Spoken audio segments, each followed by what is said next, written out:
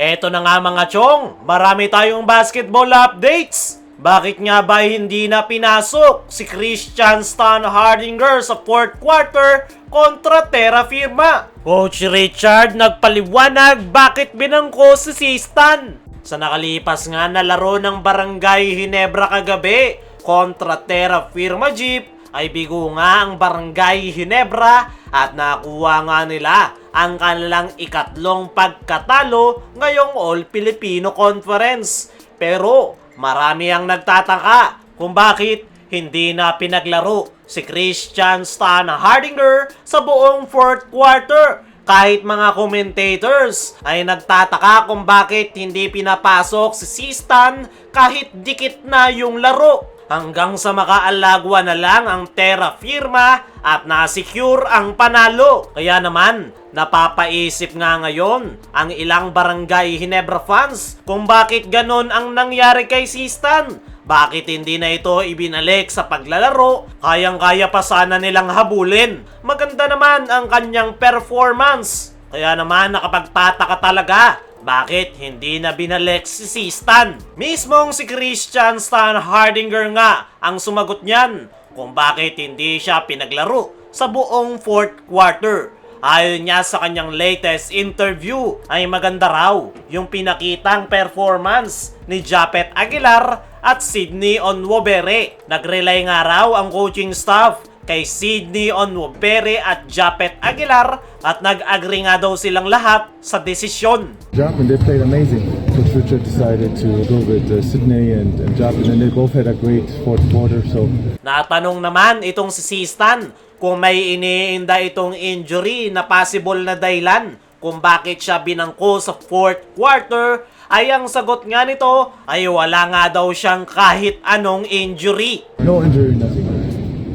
Ayon niya sa latest interview na yan ni Stan ay malinaw na coaching decision kung bakit siya binangko sa buong fourth quarter. Pero sa tono ng pananalita ni Stan ay mukhang dismayado ito na hindi siya pinasok ng kanyang koponan. Ayon nga sa ating mga trusted source ay meron ngang hindi pagkakaunawaan itong si Christian Stan Hardinger sa Barangay Ginebra na nangyari sa laban kontra Terra Firma. Frustrated itong si Christian Stan Hardinger sa kanyang koponan dahil buong laro ay siya lang yung kumayod. Pero yung kanyang mga teammates ay tinatamad. At dyan nga nagsimula yung problema ng Ginebra at ni Christian Stan Hardinger. Kaya nagdesisyon ang Ginebra coaching staff na hindi na siya paglaruin sa buong fourth quarter. Para sa akin mga chong,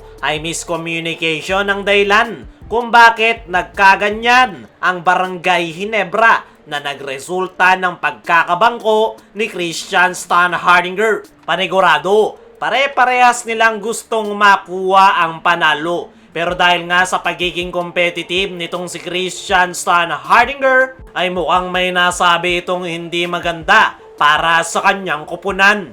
Panigurado, maayos naman yan ng Barangay Ginebra. Nangyayari talaga ang miscommunication at maayos nila yan sa kanilang team practice. Nang dahil nga sa pagkakabangko nitong si Christian Stan Hardinger ay maraming speculation ang kumalat ngayon sa social media na kaya raw binangko itong si Christian Stan Hardinger dahil ititrade na ito ng Barangay Ginebra. Meron ding mga nagsasabi na sadya raw nagpatalo para sa positioning. Meron ding nagsasabi na game fixing. Kaya naman, ano ba talaga ang tunay na nangyari? Sinagot na nga rin yan ni Assistant Coach Richard Del Rosario na humawak sa Ginebra sa fourth quarter. And I quote, "We needed more energy din. Christian was, scoring, but yung mga guys na pinasok namin made the run eh.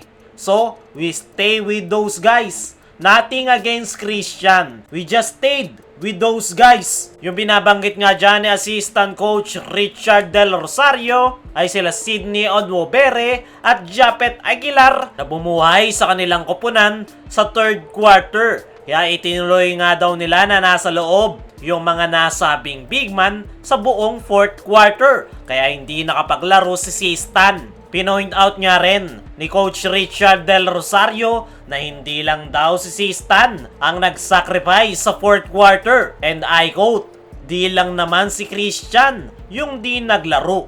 Even Stanley Pringle di na rin naipasok." Dagdag pa ni Richard Del Rosario, "When you get lift from guys off the bench, you have to reward them also. Kasi maganda yung pinakita nila. So we stuck to those guys sa stretch na yon." Yan nga yung paliwanag ni Assistant Coach Richard Del Rosario kaya hindi niya na pinasok si Christian Stan Hardinger sa buong fourth quarter. At ang tinuturo niyang dahilan ay energy na naibigay ng mga bench players. Grabe naman din kasi yung hassle na ipinakita nitong si Sydney Onwobere, nakikipagpalitan ng muka sa loob ng painted area. Si Japet naman napakaganda ng opensa. Kaya naman sumugal nga raw ang Barangay Ginebra na panatilihin sa loob si Japet at Sydney Onwobere. Unfortunately ay hindi nga lang daw nila nakuha ang panalo.